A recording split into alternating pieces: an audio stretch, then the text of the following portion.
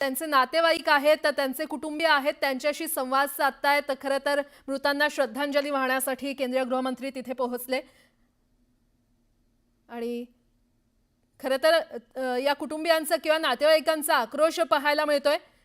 जी आपबीती त्यांच्यावर घडलेली आहे ती प्रत्यक्षपणे केंद्रीय गृहमंत्र्यांना हे नागरिक सांगताना पाहायला मिळतायत। भ्याड हल्ल्यानंतर नागरिक आक्रमक झालेले आहेत। संपूर्ण ठिकाणी भीतीचं वातावरण सध्या पसरलेलं असताना केंद्रीय गृहमंत्री अमित शहा हे स्वतः या मृतांच्या नातेवाईकांशी किंवा त्यांच्या कुटुंबियांशी संवाद साधतायत।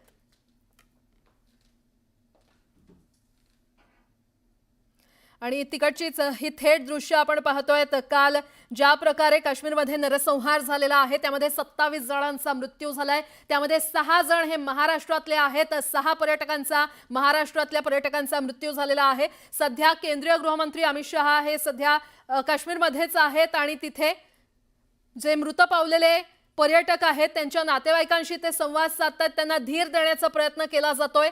केंद्रीय गृहमंत्री स्वतः त्यांच्याशी संवाद साधतायत, त्याचीच ही थेट दृश्य आपण पाहतोय। दोन दृश्य आहेत, एकीकडे केंद्रीय गृहमंत्री अमित शहा हे मृतांच्या नातेवाईकांशी संवाद साधताना पाहायला मिळतात, तर दुसरीकडे जवान आहेत, त्यांचं सर्च ऑपरेशन सुरू आहे। आतापर्यंत उरीमधून 2 दहशतवाद्यांचा खात्मा करण्यात जवानांना यश आलेलं आहे आणि अजूनही हे सर्च ऑपरेशन सुरूच आहे। वेळोवेळी पर्यटकांना देखील आता परत आणण्यासाठी प्रयत्न केले जात आहेत। महाराष्ट्र सरकार देखील प्रयत्न करत आहे। सध्या केंद्रीय गृहमंत्री अमित शहा मृतांच्या नातेवाईकांशी किंवा कुटुंबियांशी संवाद साधतायत, त्यांना धीर देण्याचा प्रयत्न अमित शहांकडून केला जातोय।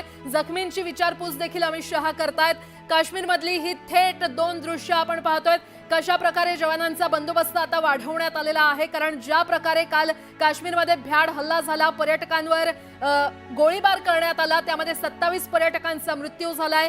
नागरिकही आता भीतीच्या छायेत आहेत। काही नागरिक रस्त्यावर उतरलेले आहेत। जोरदार घोषणाबाजी देखील करण्यात येते। पाकिस्तान विरोधात घोषणाबाजी इथे करण्यात येते आणि त्याच पार्श्वभूमीवर आता केंद्रीय गृहमंत्री अमित शहा हे स्वतः रस्त्यावर उतरून ते जखमींची विचारपूस करतायत। मृत पर्यटकांच्या नातेवाईकांशी त्यांच्या कुटुंबियांशी संवाद साधतायत, त्यांना धीर देण्याचा प्रयत्न अमित शहांकडून केला जातोय।